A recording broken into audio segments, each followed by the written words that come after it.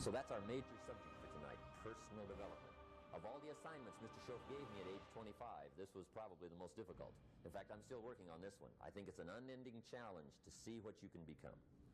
The next subject is called Basic Laws. And it's good to study the basics. And I call these basics primarily because they come from the Bible. Now, I'm not a theologian or a minister, and that'll be apparent. But Mr. Schoaf taught me that the Bible was a good textbook for ideas and stories and success equations, how to live the better life. I found out that was true. He also taught me that the Bible is as practical as it is spiritual, and I found out that's true.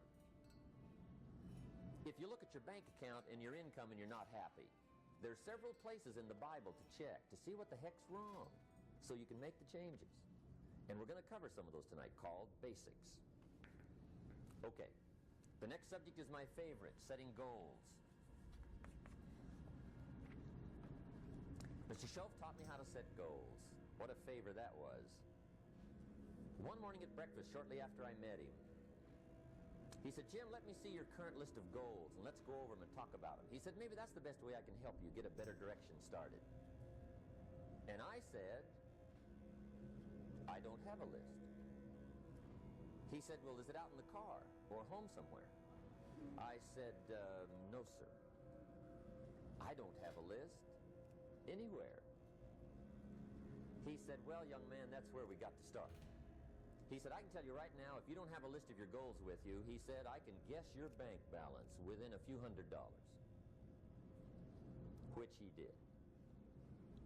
And that got my attention. I said, "You mean my bank balance would change if I had a list of goals?" He said, "Drastically." That day I became a willing student how to set goals. And sure enough, learning how to set goals changed my life. And I often wondered why no one had ever taught me how to set goals up until age 25.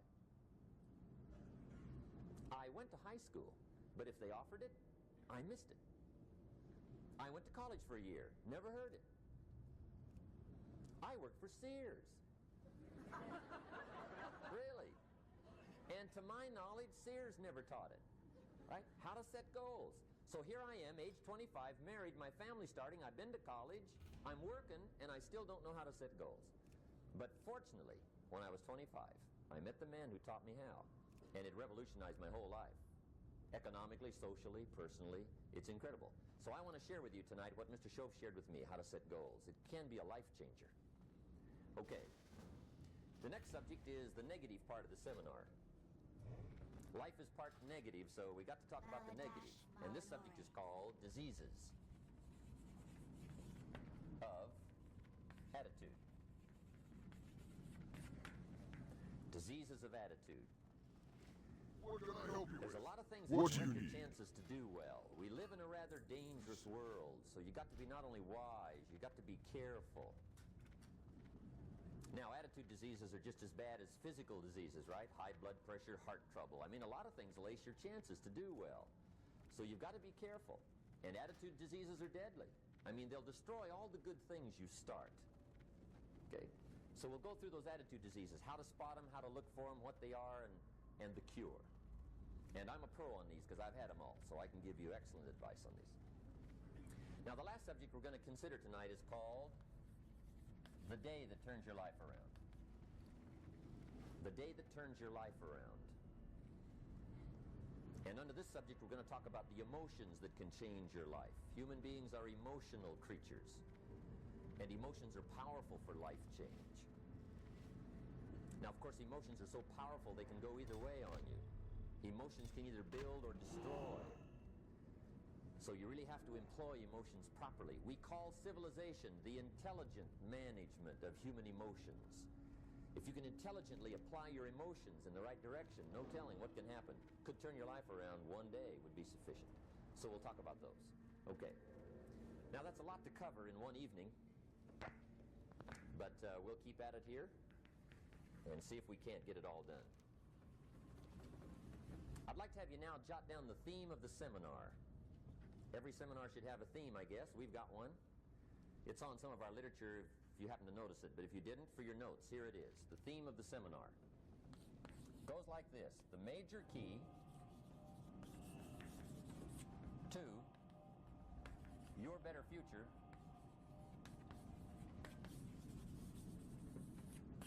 is you.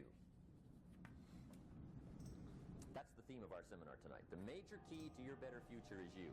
And I'd like to have you underline 2 words just to give it some added punch. Underline the word major and the word you, so that it reads, the major key to your better future is you. Now, my first suggestion is transfer this to a card or something where you can put it up, where you can see it every day. Preferably put it up where you can see it at the beginning of the day, before you go off to put the day together. This is a good phrase just to glance at, to keep in mind as you're putting the day together. It's called the silent seminar. If you'll just let this talk to you during the day, I found it to be tremendously helpful. The major key to your better future is you. For a big share of my life now, I didn't have this one quite figured out. Among a lot of things I didn't have quite figured out. Many things used to puzzle me back in those early days. I used to wonder why 2 people could work for the same company, one make twice as much money. Now, see, that used to puzzle me. And maybe they were the same age, graduated from the same school, live in the same community, work for the same company, with the same products and the same services. They've got the same traffic, the same problems, and one makes $1,000 a month, the other one makes $2,000 a month. Now, that was my puzzling question. Why would this long list be the same and the money twice as much? I asked, what's the difference between $1,000 a month and $2,000 a month? And I don't mean 1,000 a month, right? I could figure that out. But what makes the difference? Why would one person do twice as well, 3 times as well? Speaking economically, now I know there's more than one way to do well. I understand that. But in this little narrow area called compensation, what's the difference? Well, back then, with my faulty thinking, I'm trying to reason it out. I thought, well, maybe time makes some of the difference, right? Some people do better because they have more time. I used to say, Harold ought to be able to do well. He's got a lot of time. If I had all of Harold's time, I could do well. Now, that's got to be dumb, right? Number one, you can't get somebody else's time. A guy says to me one time, he says, you know, if I had some extra time, I could make some extra money. I said, then forget it. There isn't any extra time. Hey, when the clock strikes 12 midnight, that about wraps it up, right? I mean, you can look around the gongs there for a little more, but it's over. You say to the guy, what are you doing? He says, I'm looking for extra time. See, they'll come and take you away, right? There isn't any more time. Now, if you can't get more time, which you can't, what could you get more of that would make a difference in economic results? And here's the key word. Make it a part of your notes. We're going to consider it tonight. The word is value. And I have a little phrase for your notes. Value makes the difference in results. Value makes the difference. You can't get more time, but you can create more value. Now, here's the first lesson of economics. Everybody should learn it from the time they're old enough to understand what a dollar means, how to earn one, how to get one, how to keep one, what to do with it. First lesson of economics. We primarily get paid for value. That's lesson 1. Bringing value to the marketplace, that's how you get paid. You don't get paid for the time. I know it takes time to bring value to the marketplace, but you get paid for the value, not the time. Now, since that's true, here's one of the key questions of the evening. Is it possible to become twice as valuable at the marketplace and make twice as much money in the same time? Could you become 3 times as valuable? Make 3 times as much money in the same time? Is that possible? The answer is yes, if. And it's always if, right? Life is known as the big if. Harry Truman once said, life is iffy. How true. And here's the big if we're going to consider it tonight. It's possible to do much better at the marketplace if you go to work primarily on yourself. And that's the theme of our seminar tonight. Learning to work primarily yourself. People have asked me for the last 24 years, how do you develop an above-average income? And the answer is, become an above-average person. Develop an above-average handshake. Some people want to be successful, they don't even work on their handshake. As easy as that would be to start on. They let it slide, they don't understand. Develop an above-average smile. Develop an above-average excitement. Develop an above-average interest in other people. Develop an above-average intensity to win. See, that'll change everything. Probably one of the most frustrating experiences in life is looking for an above-average job with above-average pay without becoming an above-average person. It's called frustration.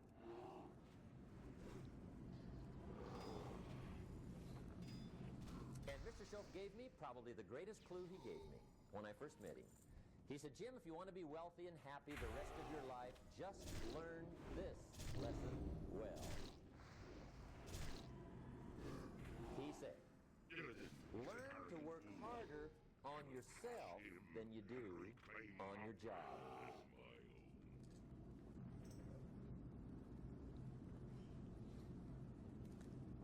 Then Mr. Shoaff gave me probably one of the most important clues among so many things he taught me, but this was in those early days. Mr. Shoaff was very kind, but he was also very abrupt. And he had these interesting questions to ask. I'm giving him a little rundown one day on how things hadn't worked out for me. He said, Mr. Rohn, I've got the answer for you if you will listen carefully. And listen carefully I did that day and for the next 5 years. If somebody's wealthy and happy, you gotta listen. He said, Jim, I've only known you a short time. But he said, it's already my honest opinion that for things to change for you, you've got to change. That wasn't quite the answer I was looking for. But that's the answer he gave me, and I pass it along to you on this warm summer evening in Anaheim, California, 1981. For things to change for you, you've got to change. Otherwise, it isn't going to change. Before I met Mr. Shoaff, I used to say, I sure hope things will change. Right? That seemed to be my only hope. If it isn't going to change, I'm in serious trouble. And then I discovered it isn't going to change, so I'm in serious trouble.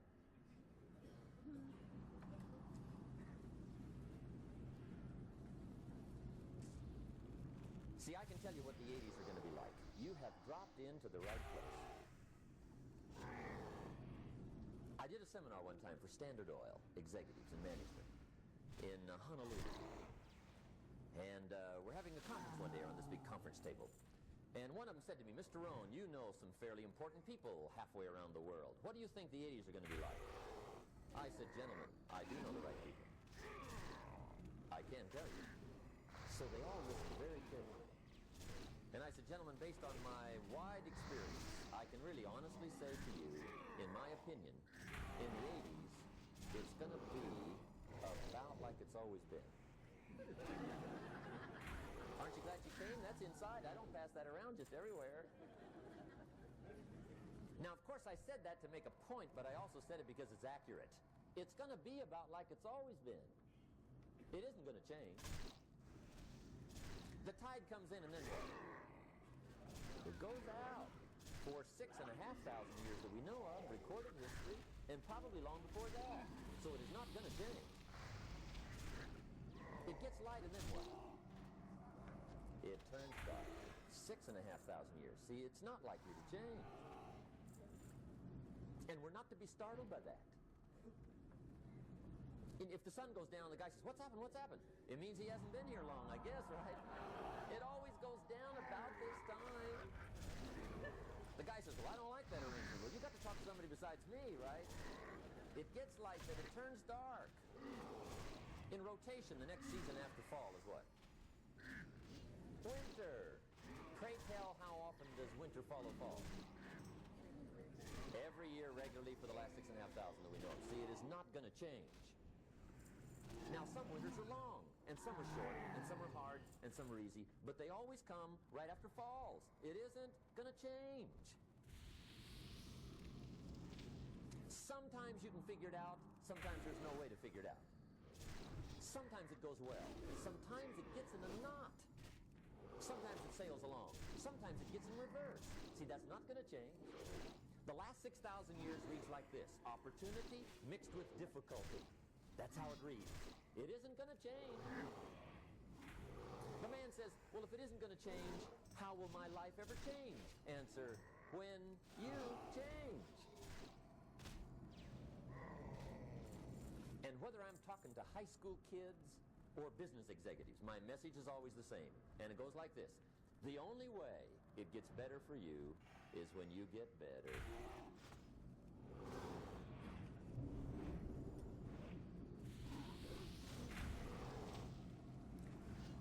Let me give you the 4 major lessons in life to learn. Here's 4 majors.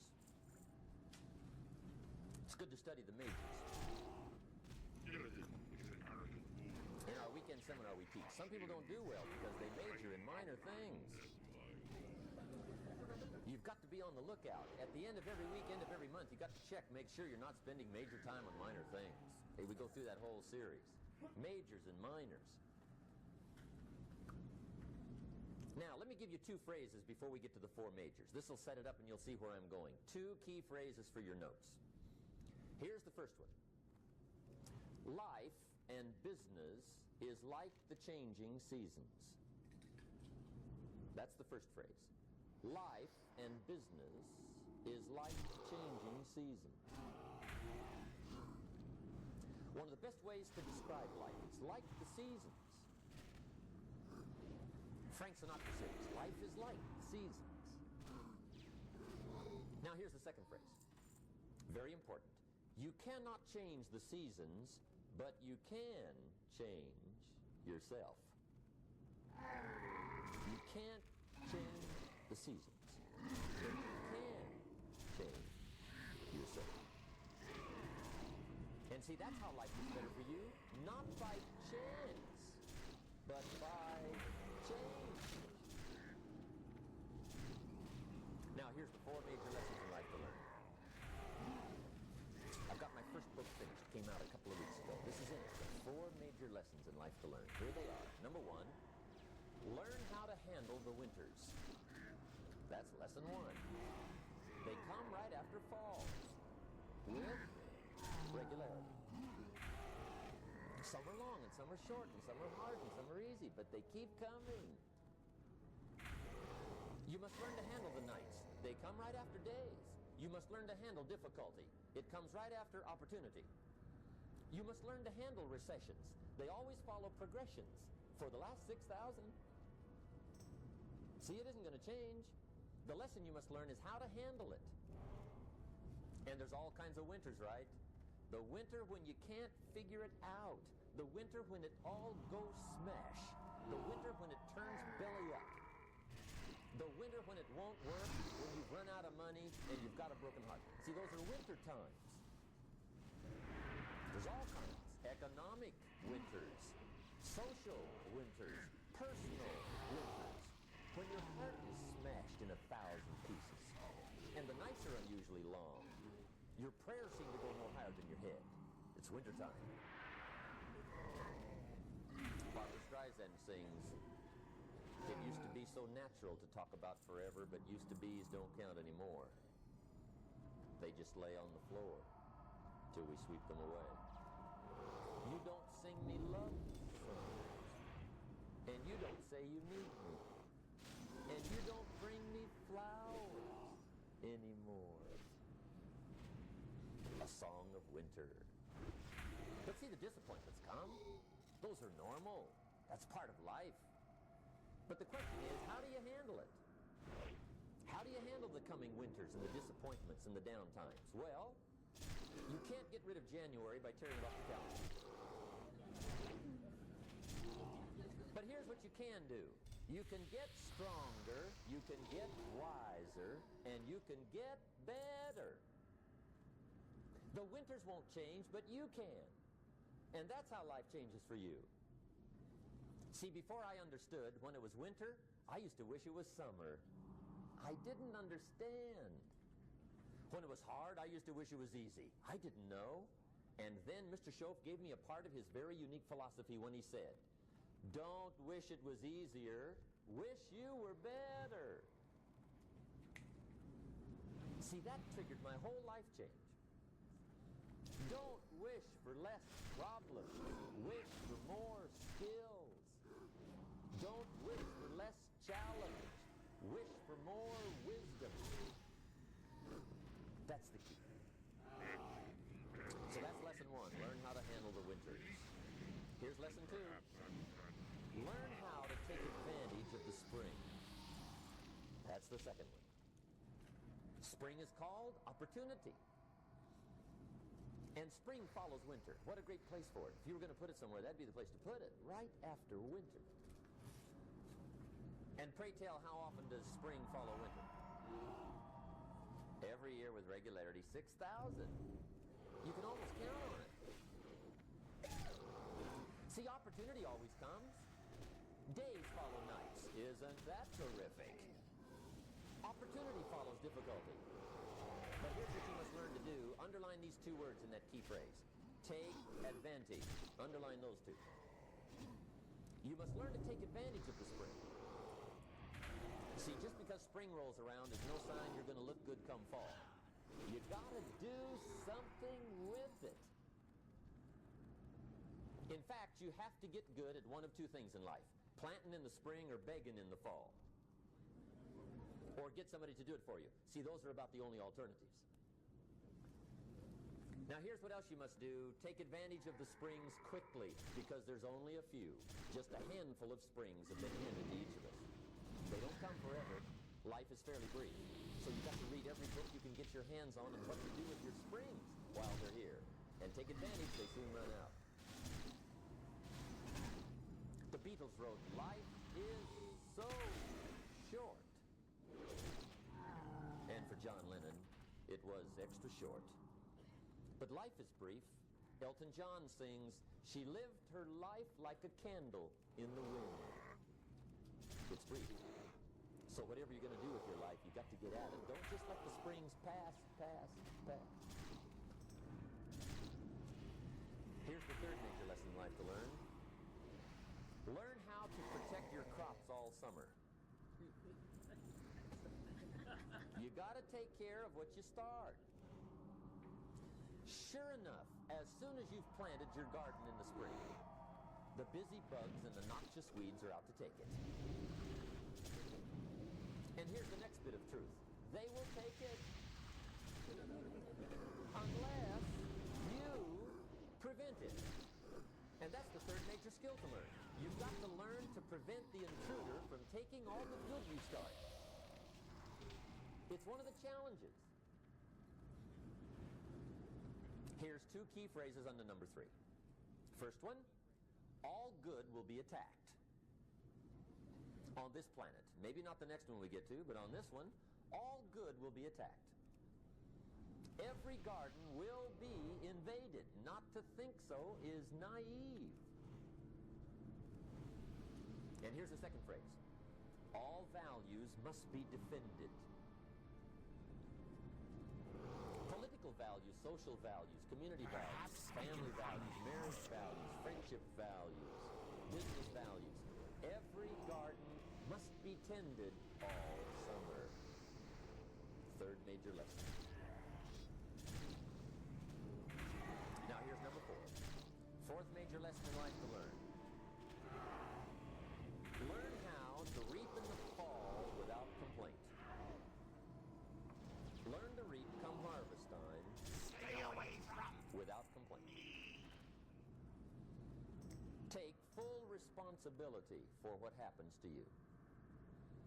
It's one of the highest forms of human maturity, accepting full responsibility. It's the day you know you've passed from childhood to adulthood, the day you accept full responsibility. And another note, learn to reap in the fall without apology. Without apology if you do well, and without complaint if you don't. That's material. I used to have that long list of reasons why I wasn't doing well. To explain. You've got to explain, right? Otherwise you're going to look bad. I used to have this funny list called Reasons for Not Looking Good.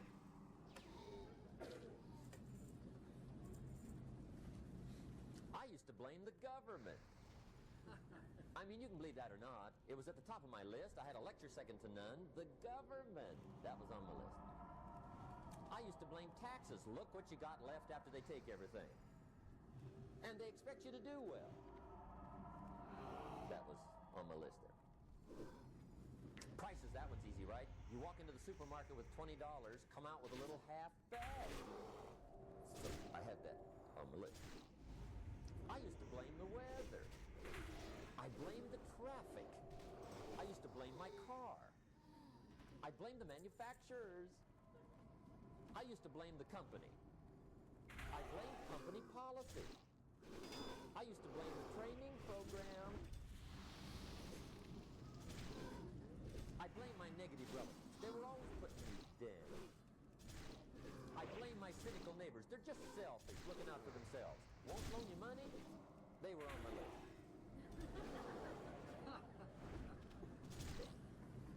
I used to blame the economy.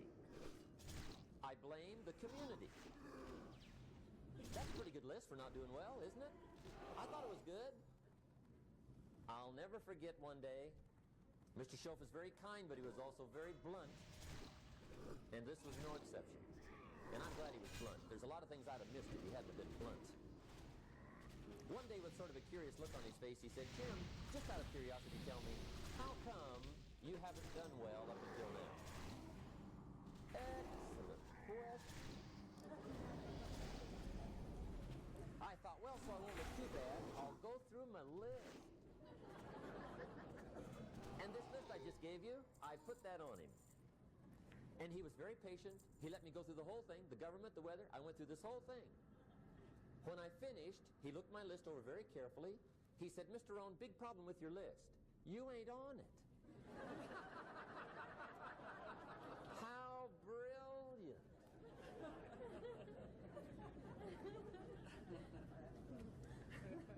When I went to work for him a few months later, I learned very quickly to tear up my list, reasons for not doing well, and I threw it away. And I got me a fresh piece of paper. And I put one word on it. Me. There's a black heritage spiritual that says it's not my mother nor my father, nor my brother nor my sister, but it's me, oh Lord, standing in the need of prayer. See, I used to blame everything outside. And then let me give you a little philosophy to help turn my life around. For your notes, here it is. It's not what happens that determines the quality or the quantity of your life. It's not what happens. And the reason is because what happens to about everybody. No different. The sun went down on all of us last night. A common event, a happening. And I found out that the same things can happen to two different people. One gets rich and one stays poor. Why is that? It's because it's not what happens, but rather it's what you do that changes everything. So that's a key phrase. It's not what happens, it's what you do. What happens is about the same. You might put that in parentheses here. Same. What people do, that's what's different. Anything can happen, right? Everything can happen. I've heard all the stories. I've been one of the stories. Hey, we could all tell stories all night long, right? Happenings. Anything can happen. Have you heard of Murphy's Laws? Anybody here heard of Murphy's Laws? Okay, most of you have. Murph had these laws. One of them was, if anything can go wrong, it will. That's one of Murphy's laws. He was not one of the great positive speakers of the day. But anyway, it's still true though, right? Anything can go wrong, everything can go wrong. For sure. I've fallen out of the sky so many times. Once a routine of a Took me a while to survive that one. Now, it wasn't all that much, but it was all I had. Right? I mean, that's when it's much, right? When it's all you got. If you got 3 to go, you got 1 left, you ain't looking that bad. But when it all goes, has anybody been there when it all went? Anybody? Come on, the rest of you liars. Go ahead. Hey, we've all been there, right? When it all went. Of course, it used to be a long time ago, right? When you ran out of money, got to 0, you were all through. Heck, now you can whistle right on by 0, right? I mean, they will bury you. That's what they will do.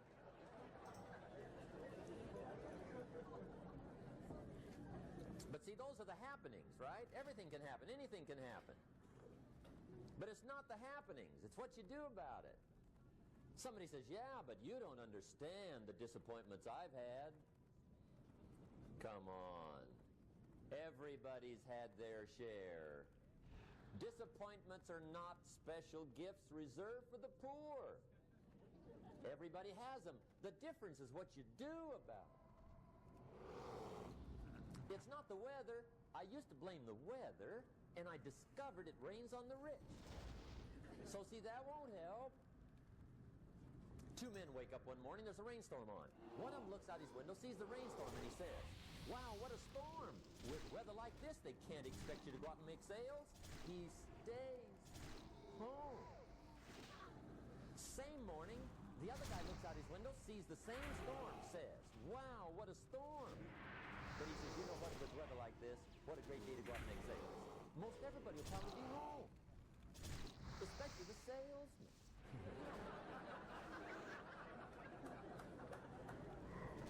See, that's the difference in how your life works out. It's not what happens, it's what you do. So here's one of the key questions of the evening. Starting tomorrow, what are you going to do that'll make a change in your life's direction? Good question. What are you going to do starting tomorrow that'll make a difference? Now see, if you don't do something starting tomorrow that'll make a difference, guess what? It's going to be the same. And see, that way you can guess what the next 5 years are going to be like. Look at the last 5. Because the next 5 are going to be like the last 5 unless you, major key, tomorrow, change it all. Or change a little, or change something, or don't change. It's choice time. You can do whatever you want. But it's nice to know any day you wish you can change your whole life. What can you do starting tomorrow that'll make a difference? Good question. What can you do with economic chaos, massive disappointment? What can you do with a broken heart? What can you do when it won't work? Good question. So if I had a word with you tonight, one-on-one, just you and me, I think my personal advice to you would be, this year, 1981, reach down inside of you and come up with some more of those remarkable human gifts. They're there, waiting to be utilized. And then change anything for you want to change. And I challenge you to do that because you can change. If you don't like how it is for you, change it. If it doesn't suit you, change it. If it doesn't please you, change it. If it isn't enough, change it. And I challenge you to do that because you can change. See, you don't ever have to be the same again after tonight, only by choice. If you don't like your present address, change it. You're not a tree.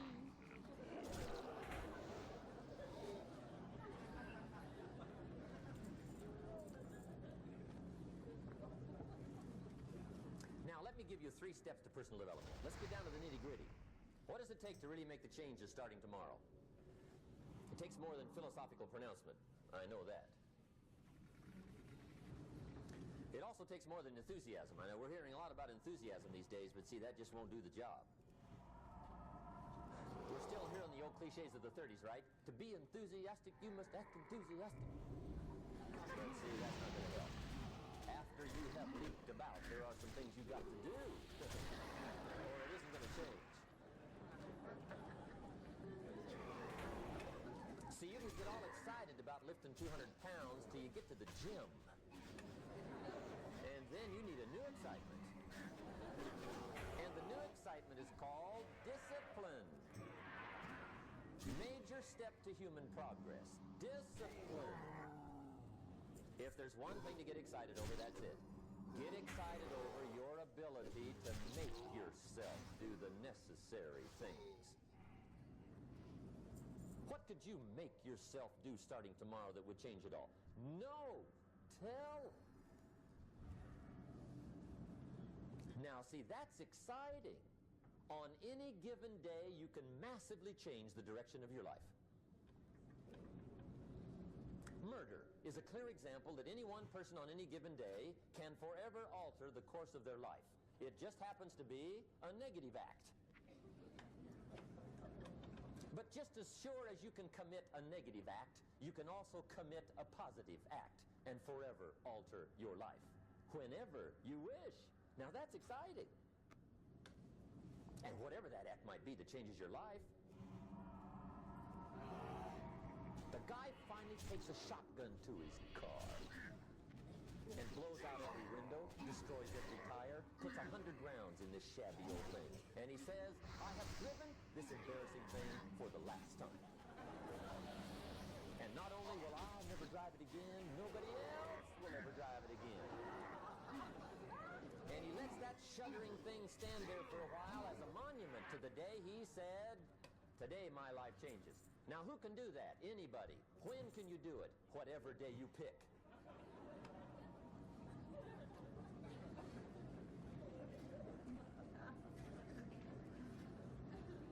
Now here's the key to discipline. Start with the little disciplines, get excited over the little disciplines, and get right on those, because those will lead to the big ones. You can't handle the big challenges in life unless you take on the little ones. Make a list of all the things you can do. Get right on those. Discipline yourself for those, both for the results and for the muscle and for the practice. So that when life hands you some big challenges, you'll be ready, you'll have the muscle. But see, if you don't handle the small ones, you can't take care of the big ones.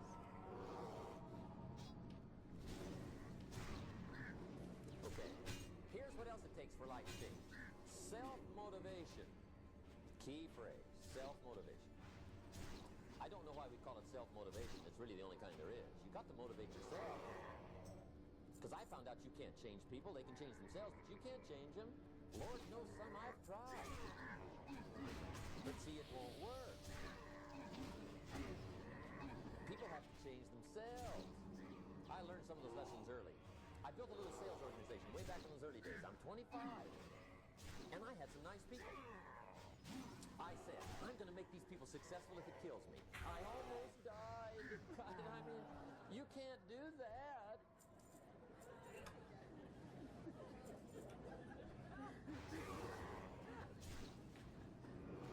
See, I've discovered this. Good people are not trained, they're found.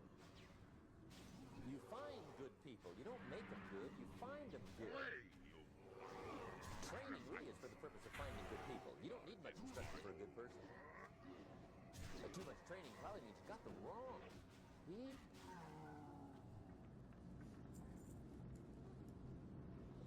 So you got to find the right people. That's the key to getting a good job done. One of the major things we learn in management, lesson 1, don't send your ducks to eagle school.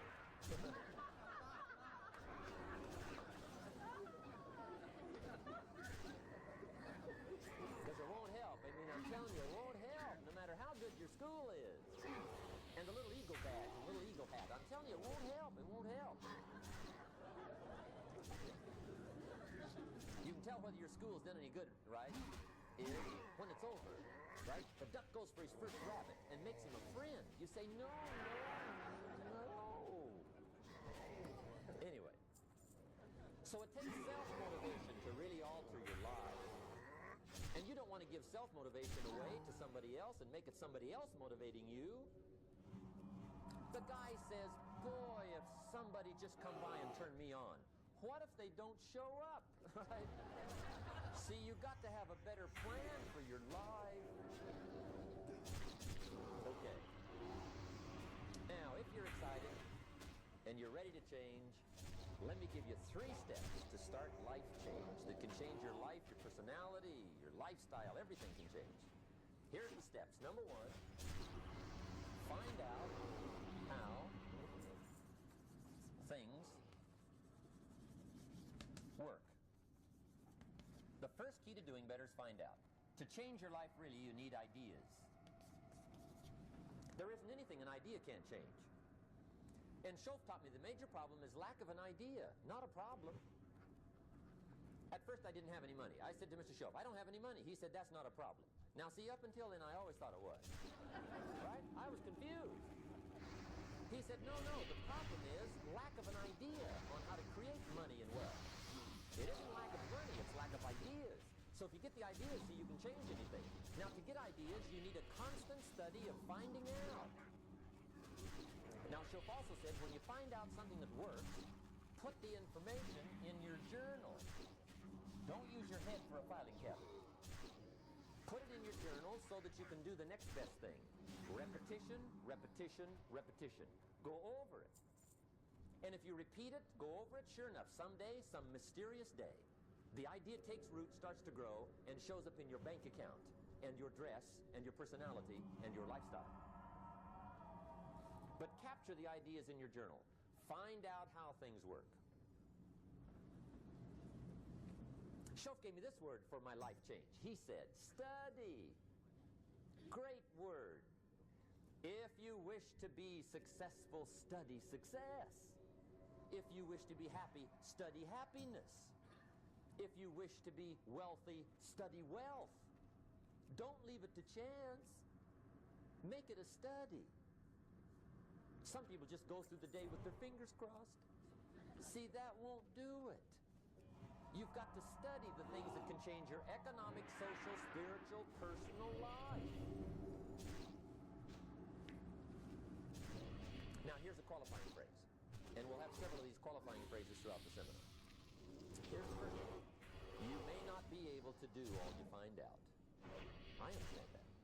You may not be able to do all you find out, but you should find out all you can do. See, you don't want to wind up at the end of your life and discover that you've lived only 1/10 of it. And the other 9/10 went down the drain. Not for lack of opportunity, for lack of information. So that's number one, find out how things work. Now here's the best human virtue for finding out. Curiosity. Make a note of that. Curiosity. Be curious.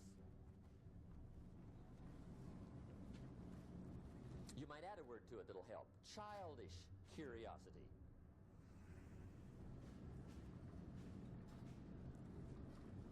What will kids do if they want to know something bad enough? Bug you, that's the phrase. They can ask 1,000 questions. You think they're through? They got another 1,000. They'll drive you to the brink. It's a virtue. When you gotta know, be like a child. In fact, Jesus, the master teacher, said, unless you can become like little children, you might as well forget it. You don't have a prayer. Excellent advice. You gotta be like children. 4 ways, in my opinion, to be like a child. Number 1 is curiosity, and number 2 is excitement. Get excited like a child over your ability to make yourself do anything for change. 3rd is faith.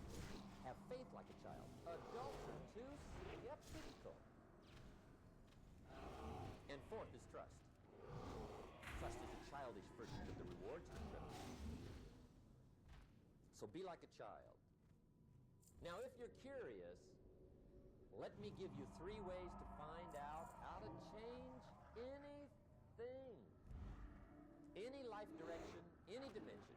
Here's 3 ways to find out how to change anything. Number 1 is to read. Become a good reader. All of the successful people I know and work with around the world, they're all good readers. Curiosity drives them to read. They gotta know. They just read.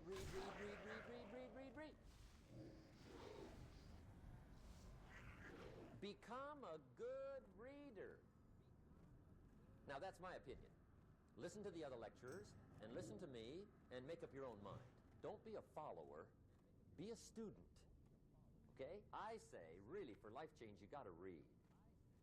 One way to learn is from your own experiences, but another way to learn is from other people's experiences. See, one book might save you 5 years. If you read. Did you know there's books on how to be stronger, more decisive, be a speaker, be a leader, have a better effect on other people, develop your personality? Did you know there's books on that? And people don't read them? How would you explain that? And they can read. Did you know that hundreds of successful people have written their stories in books and they wrote down how they did it, and people don't read it? How would you explain that? The guy's busy, I guess. You know, you get tied up. The guy says, well, yeah, you work where I work. By the time you struggle home, it's late. You got to eat a bite of supper, watch a little TV, get to bed. You can't sit up half the night reading. And the guy's behind on his car payment. Good worker, hard worker, sincere. But you got to be better than sincere and work hard. Otherwise, at the end of your life, you'll wind up cold, stony broke. You've got to be better than a good worker. You've got to be a good reader. The whole world is governed by laws. The universe, in fact. Laws. We call it the law of electricity. We call it the law of gravity. There's mathematical laws. There's physical laws. Speed and velocity laws. Agricultural laws. There's all kinds of laws. Now that we find ourselves on the spinning planet, you just have to learn what I call the setup. Learn the setup. Life's setup. Now, we didn't set it up, but we're here, so you got to learn it. And we should learn the setup for two basic reasons. Number one, to keep from getting hurt.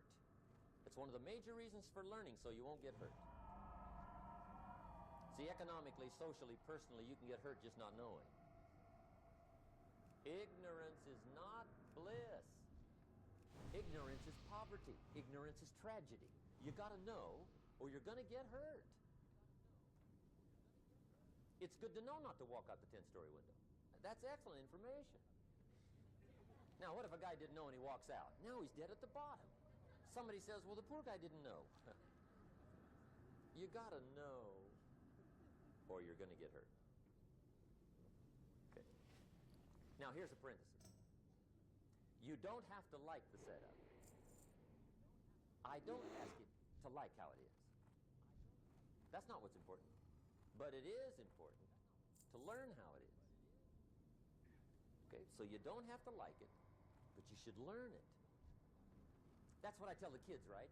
Make sure you get the information. What you think about it, that's up to you. What you're going to do with it, that'll soon be up to you. But make sure you get it. See, there's nothing worse than being stupid. You mustn't let him loose! He'll kill us all!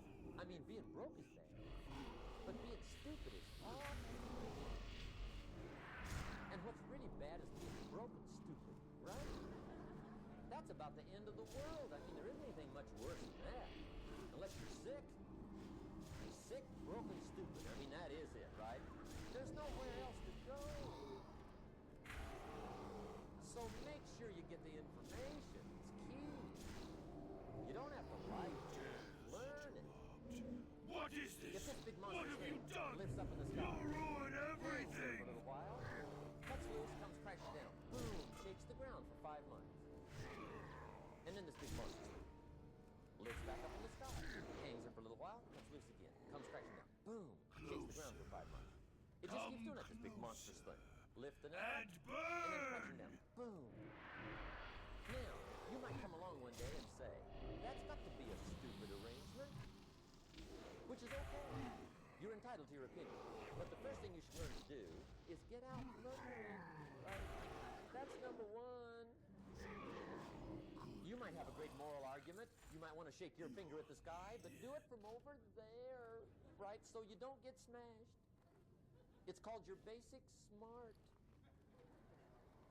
So number one, learn so you won't get hurt. Whether you like it or not, learn. Now here's the second reason for learning, the setup, to benefit.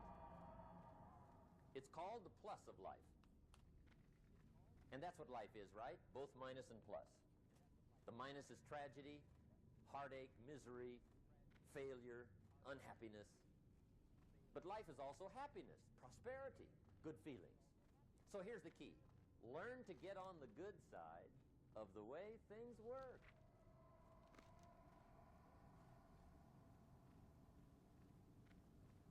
Now here's two of the basic laws, and we'll take our break. Shof taught me these. They come from the Bible. Now again, I'm an amateur, okay, when it comes to the Bible. I'm not a pro. So you'll sort of have to take my way of putting it. But here they are. The first one is the law of use. The law of use. And it goes something like this. Whatever you don't use, you lose. Lack of use causes loss.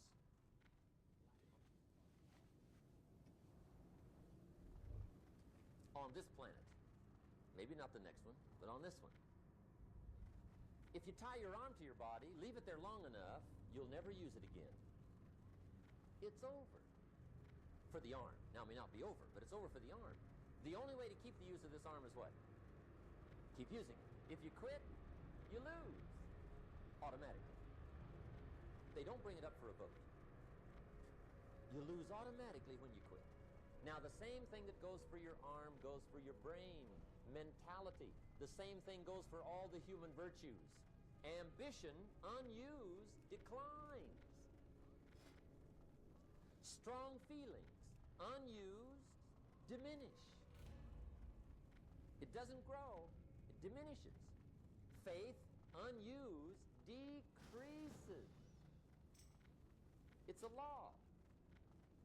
Vitality, unused, diminishes. Energy, unused, decreases. The guy says, well, I'm going to save up my energy. You can't do that. That's like trying to save today, put it on the end of the year. See, you can't do that. They'll come take you away. If you don't use today, what? It's lost.